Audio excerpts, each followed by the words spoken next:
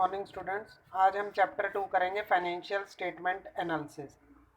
तो इसमें मीनिंग में एक आधी डेफिनेशन कर लेंगे हम इसकी।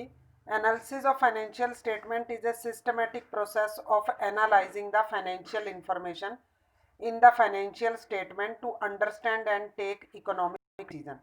कि फाइनेंशियल स्टेटमेंट एनालिसिस में क्या होता है कि जो हमारे पास फाइनेंशियल इंफॉर्मेशन होती है उसके बारे में हमने उसको एनालाइज करना है कि वो मतलब पिछले वर्षों के साथ हम उसकी कंपैरिजन कर सकते हैं और आगे डिसीजन ले सकते हैं, या किसी और कंपनी के साथ कंपैरिजन करके डिसीजन ले सकते हैं, एनालाइज करना है। तो इसमें क्या क्या चीज़ें हो सकती हैं? Balance sheet, statement of profit and loss, cash flow statement, इन सब ये सब जो चीज़ें हैं वो फाइनेंशियल स्टेटमेंट एनालिसिस में आते हैं। मेयर की एक डेफिनेशन है, financial statement analysis is largely A study of relationship among the various financial factor in A business. हमारे जो वित्तीय तथ्य होते हैं बिजनेस में, उनकी क्या करना, रिलेशनशिप और उनकी कंपैरिजन स्टडी करना। As disclosed by a single set of statement and a study of trend of these factor as shown in the series of statement. और जो स्टेटमेंट में सीरीज दी हुई होती हैं उनकी ट्रेंड का भी एनालाइज कर सकते हैं। मतलब ट्रेंड का मतलब होता है कि पिछले 2-3 वर्षों की कंपैरिजन करना कि हमारी कंपनी का फाइनेंशियल स्टेटस क्या है, कितना प्रॉफिट हुआ है, कितना लॉस हुआ है, कितने एक्सपेंसेस हैं, इन सब के बारे में जानकारी जो है वो फाइनेंशियल स्टेटमेंट एनालिसिस के अंतर्गत प्राप्त की जाती है। नेक्स्ट है tools R technique of financial statement analysis. अब कौन कौन सी टेक्निक होती हैं फाइनेंशियल स्टेटमेंट में जिनसे हम एनालाइज कर सकते हैं? ये सारी चीज़ें आपको अगले चैप्टर में आएंगी, और जो इस लेसन इस बुक के बाकी के चैप्टर हैं ये सब इसी से रिलेटेड है। सबसे पहले है कंपैरेटिव स्टेटमेंट। अब कंपैरेटिव स्टेटमेंट क्या है? Comparative statement or financial statement means a comparative study of individual item or components of financial statement, that is balance sheet and profit and loss of 2 or more years of the enterprise itself. Comparative statement होती है तुलनात्मक अध्ययन करना। हम इसमें हम balance sheet of profit and loss की statement की स्टडी कर सकते हैं पिछले कई वर्षों की अपनी ही कंपनी की। जैसे 2018 और 19 की कंपैरिजन होगी, 2019 और 20 की balance sheet of profit and loss की कंपैरिजन होगी। In comparative statement, amount of 2 or more years are placed side by side along with change in amount in absolute and percentage term to facilitate comparison. इसमें हम percentage term में और absolute term में हम comparison करने के लिए जो डाटा है वो निकाल लेते हैं। Both statement of profit and loss and balance sheet are prepared in the form of comparative statement or comparative financial statement. इनको दोनों, जैसे 2 सालों का कंपैरिजन करना है तो उन्हीं का डाटा जो है वो परसेंटेज रूप में निकाल लेते हैं। This technique of financial analysis is known as horizontal analysis. इसे हम हॉरिजेंटल एनालिसिस भी कहते हैं। This technique is used for intra firm analysis, comparison of actual value of one period with those of another period for the same firm. मतलब इसमें हम एक ही firm की पिछले कई वर्षों की जो है वो तुलना करके डाटा कलेक्ट कर सकते हैं। And as well as for inter firm analysis, अपनी फर्म की भी कर सकते हैं और कोई दूसरी फर्म जो है जो हमारे जैसा ही बिजनेस कर रही है उसकी भी कंपैरिजन कर सकते हैं। सेकंड टूल है इसमें common size statement. Common size statement or common size financial statement mean statement in which individual item of financial statement of 2 or more year are placed side by side and thereafter converted into percentage like a common base। अब इसमें क्या करना है, हमने एक common base मान लेना है। जैसे सेल है, मान लो, उसको कॉमन आधार मान लिया और उसके आधार पर हम परसेंटेज निकाल लेते हैं। Common base taken is total assets are total of equity and liability. Profit and loss में हम सेल को मान लेते हैं और बैलेंस शीट में हम टोटल असेट्स को या टोटल लाइबिलिटीज को मान लेते हैं। In common size statement, common size balance sheet, the total assets are total equity and liability is taken as 100 and all amount of expressed as percentage of total.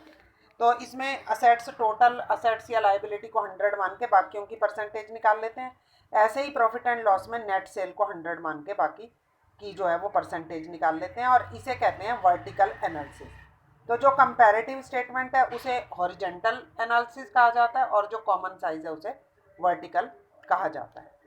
Next है ratio analysis. Ratio is an arithmetical expression of relationship between two related or interdependent components of financial statement of an accounting period. An analysis of financial statement with the help of accounting ratio is termed as ratio analysis. इसमें क्या है कि हम दो जो related factors होते हैं उनके बीच में रेशो के माध्यम से रिलेशनशिप ज्ञात करते हैं। Ratio analysis is an important tool और technique for analysing financial statement. इसमें balance sheet, statement of profit and loss आदि से रेशो कैलकुलेट की जाती है। नेक्स्ट है cash flow statement. Cash flow statement is a statement showing flow of cash and cash equivalent. इसमें cash और cash equivalent के फ्लो को कैश इनफ्लो, कैश आउटफ्लो, तीन तरह की एक्टिविटी होती हैं, ऑपरेटिंग, इन्वेस्टिंग एंड फाइनेंसिंग, और इन्हीं के माध्यम से हम कैश इनफ्लो और आउटफ्लो की स्टडी करते हैं। नेक्स्ट है types of financial statement analysis. Financial statement analysis can be classified into 4 category. पहला है external analysis. External analysis is conducted bye those who do not have access to the detailed record of an enterprise and therefore have to depend on published account। अब external analysis वो व्यक्ति करते हैं जो हमारी company के साथ direct link नहीं होते, वो पब्लिश्ड अकाउंट्स होते हैं, जैसे जो हम statement of profit and loss और बैलेंस शीट, ऑडिटर रिपोर्ट आदि देते हैं, उसके आधार पर वो एनालिसिस करते हैं। इनमें कौन कौन से व्यक्ति हो सकते हैं? Investor, lender, creditor, government agencies आदि। नेक्स्ट है internal analysis. Internal analysis is conducted by the management to know the financial position and operational efficiency of organisation. अब इंटरनल एनालिसिस जो होते हैं वो हमारी मैनेजमेंट करती है ये जानने के लिए कि हमारी कंपनी की फाइनेंशियल पोजीशन कैसी है और क्या हमारी कंपनी का जो ऑपरेशनल एफिशिएंसी है, कितने प्रॉफिट हो रहे हैं, कितने लॉस हो रहे हैं, कितने एक्सपेंसेस हैं, इन सब की जानकारी प्राप्त करने के लिए। नेक्स्ट है हॉरिजॉन्टल और dynamic analysis. This analysis is made to review and analyse financial statement for a number of year. It is a time series analysis. It shows comparison of financial data for several years. Horizontal में हम comparison करते हैं पिछले कई वर्षों के data के साथ इस वर्ष का, इसमें हम कंपैरेटिव स्टेटमेंट आदि तैयार करते हैं। और वर्टिकल में हो गया हमारी जैसे कॉमन साइज स्टेटमेंट होती है। This analysis is made to review and analyze the financial statement of 1 year only. It is a cross-section analysis, ratio analysis of the financial statement relation to the particular accounting year is an example of this type of analysis. इसमें हम एक ही साल का analyse करते हैं, इसमें हम common size statement भी ले सकते हैं और रेशो एनालिसिस भी ले सकते हैं। तो अब इसमें डिफरेंस दे रखा है हॉरिजेंटल और वर्टिकल एनालिसिस में क्या क्या है। पीरियड हॉरिजेंटल में क्या है? It require financial statement of 2 और मोर अकाउंटिंग पीरियड, और इसमें वन पीरियड का होता है। Components, it deals with some item of different period, और वर्टिकल में आएगा it deals with different item of same period. Information, it provide information in absolute and percentage form, और vertical में आएगा it provide information in percentage term. Usefulness, it is generally used for time series analysis horizontal में, और vertical में आएगा cross section analysis. Comparison में horizontal जो है ये कंपैरिजन का पार्ट है, और वर्टिकल जो है ये it is a step toward comparison, ये कंपैरिजन की तरफ एक कदम है। नेक्स्ट है intra firm comparison and inter firm comparison. Intra firm comparison क्या होता है कि comparison of financial variable of an enterprise over a period of time, मतलब कि अपनी ही फर्म का पिछले 2-4 वर्षों के साथ कंपैरिजन कहलाता है इंट्रा फर्म। और इंटर फर्म होता है कि एक से ज़्यादा, जैसे कोई और कंपनी हमारे जैसी है, जैसे ये X limited, Y limited, Z limited है, तो इनके साथ comparison. Process of financial statement analysis, क्या इसकी प्रक्रिया होती है? पहले है इसमें rearrange of financial statement. For analysis it is necessary to reclassify the complex data contained in the financial statement into purposive classes so that maximum desired information for every data for analysis can be extracted. मतलब जो हमारे पास financial statement के अंतर्गत data होता है उसको rearrange करना ताकि उससे जो हम इंफॉर्मेशन प्राप्त करना चाहते हैं वो प्राप्त हो जाए। नेक्स्ट है comparison. After the classification of data of financial statement into different category, it is necessary to obtain comparative data of the same enterprise of the past period। पिछले वर्षों का कंपैरेटिव डाटा जो है वो कलेक्ट करते हैं और कंपैरिजन के लिए वो डाटा जो है वो इकट्ठा कर लेते हैं। नेक्स्ट है analysis. Comparative financial data and then analysed with reference to financial characteristics like profitability, solvency and liquidity. अब एनालाइज करते हैं, फिर जब उनका कंपैरिजन करते हैं उसकी सॉल्वेंसी, लिक्विडिटी और प्रॉफिटेबिलिटी के आधार पर। Interpretation. The concluding part of financial statement analysis is interpretation of financial information generating in the process of financial statement analysis. The interpretation should be precise and directed toward indicating the movement of various financial characteristics। तो जिन विशेषताओं के आधार पर हमने comparison किया है उनकी interpretation करेंगे, बताएंगे कि इसका मतलब कितना कम हुआ है या कितना ज़्यादा हुआ है, उसके बारे में विस्तार सहित बताना। Objective and significance of financial statement analysis. इसका उद्देश्य क्या है और क्या इसकी सिग्निफिकेंट मतलब इसकी इंपॉर्टेंस क्या है। पहले है असेसिंग द अर्निंग कैपेसिटी और profitability. On the basis of financial analysis the earning capacity और profitability of an enterprise can be assessed.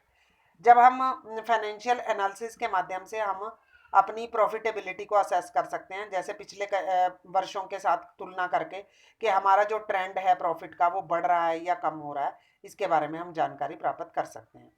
Assessing the managerial efficiency. The financial statement analysis help to identify the area where the managers have been efficient and the area where they have been inefficient. For example, by using accounting ratio, it is possible to analyze the relative proportion of production, administrative and marketing expenses। अब जैसे ratio के आधार पर हम expenses की percentage निकाल सकते हैं और हम ये पता लगा सकते हैं कि हमारी मैनेजमेंट एफिशिएंसी की ओर बढ़ रही है या इनएफिशिएंसी की ओर, और दूसरा कि किस क्षेत्र में एफिशिएंट है और किस में नहीं है। नेक्स्ट है assessing the short term and long term solvency. Ratio के माध्यम से हम लिक्विड रेशो होगी, करंट रेशो होगी, डेप्ट इक्विटी रेशो होगी, इनके माध्यम से हम लॉन्ग टर्म और शॉर्ट टर्म सॉल्वेंसी कंपनी की ज्ञात कर सकते हैं। Inter firm comparison. Inter firm comparison become easy with the help of financial analysis. It helps an enterprise in assessing its own performance. अपनी परफॉर्मेंस को असेस करने में हमारी सहायता करती है inter firm comparison. Forecasting and preparing budget. और अगर हम कंपैरिजन करते हैं पिछले वर्षों के साथ या किसी अन्य कंपनी के साथ, तो इससे हम अगले खर्चों का कंपैरिजन अनुमान भी लगा सकते हैं और अपना बजट भी तैयार कर सकते हैं। नेक्स्ट है explainable and understandable. Financial analysis help the users of the financial statement to understand and complicated matter in a simplified manner. इससे जो डाटा कलेक्ट होता है उससे हम कोई भी प्रॉब्लम है या कोई भी कंपैरिजन है उसको हम आसानी से समझ सकते हैं। नेक्स्ट है uses of financial statement analysis. On the basis of financial analysis, we can take a variety of decision in various area such as security analysis, credit analysis। मतलब कि हम इसके आधार पर कई निर्णय ले सकते हैं, तो उसके बारे में बता रखा है। सबसे पहले है security analysis. It is a process by which the investor comes to know whether the firm is fulfilling his expectation with regard to payment of dividend, capital appreciation and security of money। अब अगर हम financial statement analysis के आधार पर जो हमारे investor होते हैं वो ये जानकारी प्राप्त कर सकते हैं कि हमें फ्यूचर में इस कंपनी में पैसा इन्वेस्ट करना चाहिए, हमें डिविडेंड प्रॉपर प्राप्त होगा या नहीं होगा। क्रेडिट एनालिसिस में जो हमारे क्रेडिटर्स होते हैं वो अनुमान लगा सकते हैं कि जो हमने पैसा लगाया हुआ है वो आसानी से हमें वापस मिल जाएगा या नहीं। डेप्ट analysis. Such analysis is done by the firm to know its borrowing capacity. इसमें कि हम कितना उधार ले सकते हैं, कितनी हमारी क्रेडिट वर्दीनेस है, इसके बारे में अनुमान लगा सकते हैं। Dividend decision.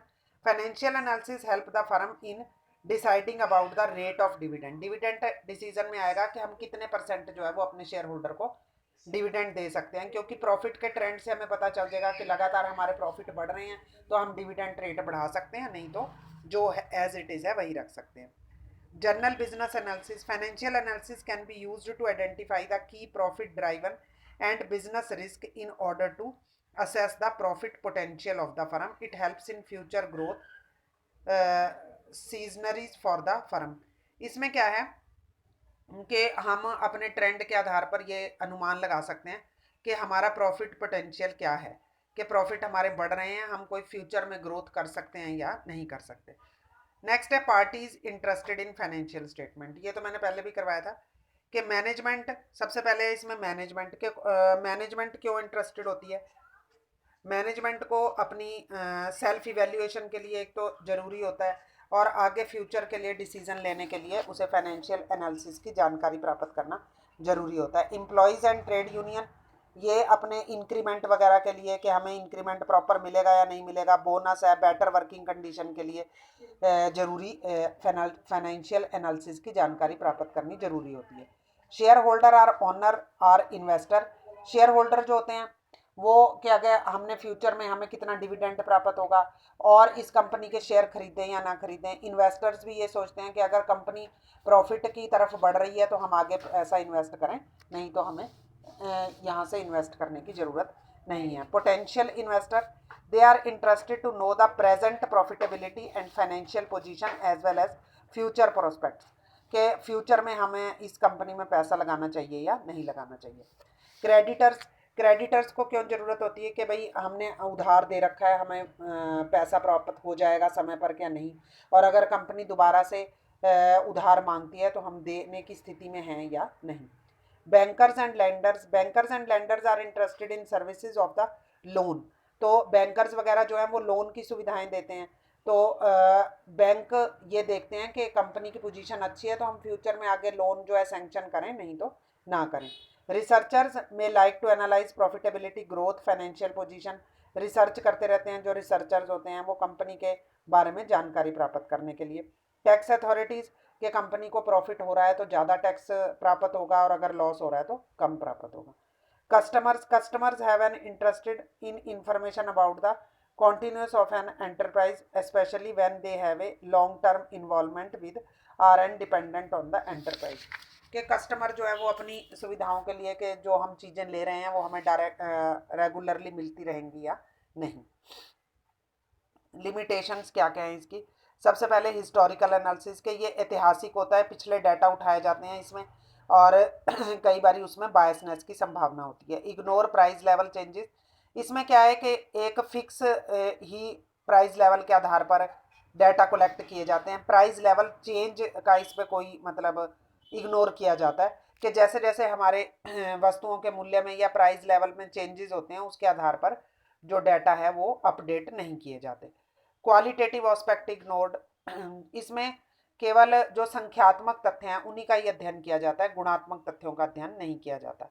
Suffer from limitation of financial statement, analysis of financial statement is based on the information given in the financial statement, hence this analysis suffer from all such information from which the financial statement suffer. तो जो financial statement की समस्याएं हैं वो सारी financial statement analysis में भी आती हैं, क्योंकि डाटा जो है वो वहीं से ही कलेक्ट किया जाता है। नॉट फ्री फ्रॉम बायस, इसमें पक्षपात की संभावना रहती है, जैसे डेप्रिसिएशन का मेथड है, अगर लगातार एक ही होगा तभी डाटा जो है वो सही होगा, अगर अलग अलग होगा तो डाटा सही नहीं होगा। वेरिएशन इन अकाउंटिंग प्रैक्टिसेस, इसी तरह से अकाउंटिंग प्रैक्टिसेस में भी अलग अलग मेथड यूज होते हैं, इसमें भी जो है वो डाटा सही नहीं आते। विंडो ड्रेसिंग, विंडो ड्रेसिंग में कि भाई लिपा पोती करके डाटा जो है वो प्रॉपर दिखा दिया जाता है। Identify symbol, financial analysis identify symbols of the problem but does not offer it's diagnosis, की जो इलाज है वो नहीं बताता, केवल यही बताता है कि ये गलतियां हैं। तो ये लेसन सारा थ्योरी का ही है, इसको एक बार ही पढ़ लेना। शॉर्ट टर्म जो शॉर्ट क्वेश्चंस हैं या 1 मार्क्स के हैं वही इसमें आएंगे। Thank you.